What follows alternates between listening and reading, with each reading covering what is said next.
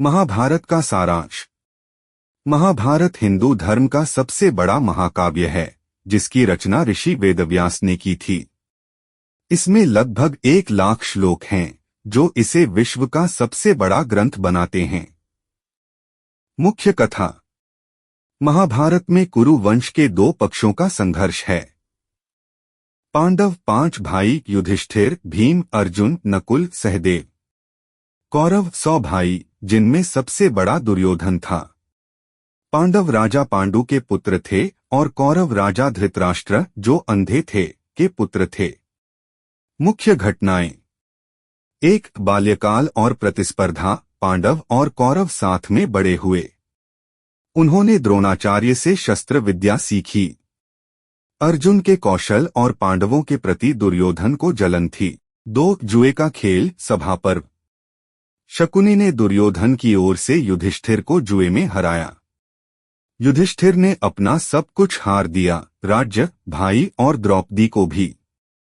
द्रौपदी का अपमान हुआ और उसने प्रतिज्ञा ली। पांडवों को 13 वर्ष का वनवास और 1 वर्ष का अज्ञातवास हुआ।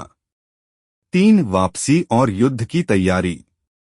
वनवास के बाद पांडवों ने अपना राज्य मांगा।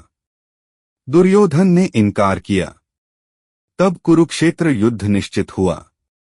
4. कुरुक्षेत्र युद्ध। 18 दिनों का भयंकर युद्ध हुआ। पांडवों के साथ कृष्ण थे, जिन्होंने अर्जुन को भगवद गीता का उपदेश दिया, कर्म, धर्म, भक्ति और ज्ञान का रहस्य समझाया। प्रमुख योद्धा। कौरव पक्ष भीष्म, द्रोणाचार्य, कर्ण, अश्वत्थामा। पांडव पक्ष अर्जुन, भीम, अभिमन्यु, सत्यकी। 5. युद्ध का अंत। कौरवों का संहार हो गया। भीम ने दुर्योधन को गदा युद्ध में मारा। कर्ण, जो पांडवों का ही बड़ा भाई था, कुंती का पुत्र, विवाह पूर्व जन्मा, अर्जुन के हाथों मारा गया।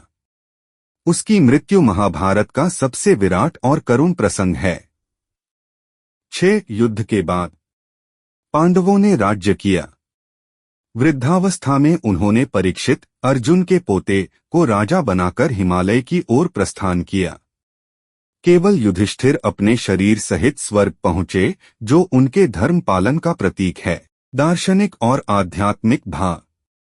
महाभारत सिर्फ युद्ध कथा नहीं, बल्कि धर्म, कर्तव्य और नैतिकता का गहन विश्लेषण है।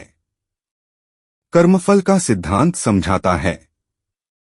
जीवन का क्षणभंगुर स्वरूप बताता है। भगवद गीता, जो इसमें निहित है, कर्मयोग, भक्तियोग और ज्ञानयोग का अंतिम उपदेश देती है।